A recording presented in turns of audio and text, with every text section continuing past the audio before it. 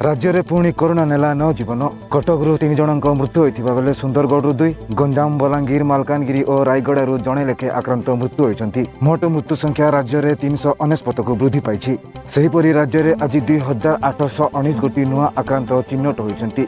सेमानक मध्यरु 1691 गोटी quarantine centre चिन्हट होता बेले 1128 गोटी लोकल कंटाक्ट केस रही।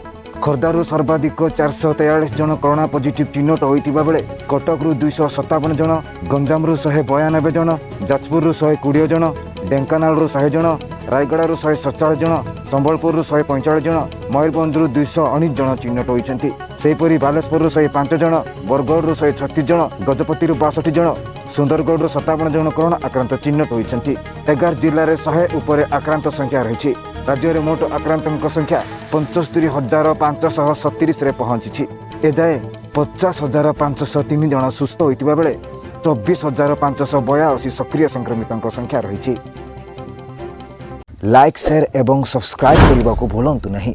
लेटेस्ट अपडेट न्यूज पाई देखुथंतु मो टीवी।